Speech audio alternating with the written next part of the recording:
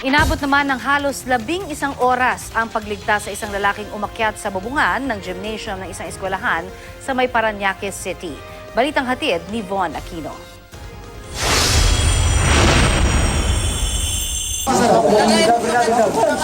Ito ang kuha sa cellphone video habang ibinababa ang lalaking ito mula sa bubong ng gymnasium ng Baclaran National High School sa Parañaque City pasado alas 10 kagabi.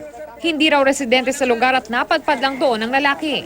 Ayon sa tanod ng Barangay Baclaran, humihiga at umuupo lang daw ang lalaki habang nasa bubong pero wala naman daw itong hiniling kapalit ng kanyang maayos na pagbaba. Una kasing inakit nila, nakahiga eh. Ngayon, nabulabog, umakit na yung taga-rescuer, siguro nabulabog, ano siya, pero hindi naman siya, talagang parang papakamatay siya. Hindi, doon lang siya sa gitna mismo ng bubong. Sigarilyo, tubig at soft drinks lang daw ang hiniling nito habang nasa bubong na pinagbigyan naman daw ng mga otoridad. Hindi naman siya doon nagsasalita muna siya eh.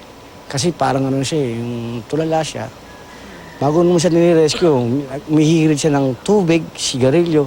Matapos ang halos 11 oras, dito na nakatsyempo ang mga rescue team na makalapit sa lalaki. Tinalian nila ito at saka ibinaba mula sa bubong. Dinala sa ospital ng Parañaque ang lalaki para masuri ang kanyang kalagayan. Matapos nito, inihatid siya ng mga tauhan ng barangay sa terminal upang matulungan makauwi sa kanilang probinsya. Dinala namin sa terminal sa EDSA. Ngayon, ambag kami pamasahe bilang tulong EXO namin. Si EXO nagbigay ng pamasahe.